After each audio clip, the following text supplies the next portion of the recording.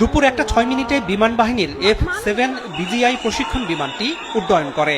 কিছুক্ষণ পরেই রাজধানীর উত্তরার দিয়াবাড়িতে মাইলস্টোন স্কুল অ্যান্ড কলেজের 3 তলা এই ভবনে আছড়ে পড়ে বিমানটি এবং আগুন ধরে যায়। খবর পেয়ে ফায়ার সার্ভিস এসে আগুন নেভানোর কাজ শুরু করে। উদ্ধার কাজে যোগ দেয় বিমান, নৌ ও সেনাবাহিনী। দুর্ঘটনাটি সামনে থেকে দেখেছেন কলেজের কয়েকজন শিক্ষক। তারা জানালেন, দুর্ঘটনার সময় ক্লাস ছুটি হয়। দুর্ঘটনাস্থলে তাই শিক্ষার্থী, অভিভাবক, শিক্ষকেরা অবস্থান। ছুটির সময় আর কি, তো হচ্ছে গিয়ে বাচ্চারা বের হবে, তো আমরা তো হচ্ছে একটু ওদেরকে বের করে দিই।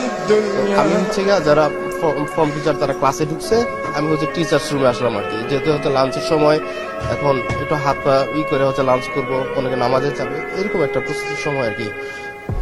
এমন সময় হঠাৎ করে বিকট শব্দ হলো, আগুনের ফুলকি। তারপরে হচ্ছে আপনার সবাই দিক বিদিকে ছোটাছুটি করতে পারলো এবং কি করতে পারলো, এবং একটা ছোট মনে হয় আর কি, ছোট কোনো বিমান, এটা হচ্ছে পড়ছে একদম যেখান থেকে বের হয় আর কি, যে গেটটা দিয়ে বের হবে ঠিক এখানটা দেখছে আর কি। তো এতে হচ্ছে আপনার ধোয়ার কুণ্ডলী পুরাটার মধ্যে।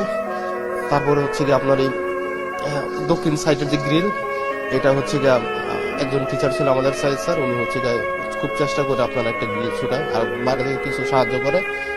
এই অল্প একটু জায়গা দিয়ে আমরা কয়েকজন বের হই, তার পরবর্তীতে হয়তো ফায়ার সার্ভিস অন্যান্য আগে আসছে। ওই সময় কি পুরোপুরি কি ক্লাস কার্যক্রম স্বাভাবিক ছিল? আসলে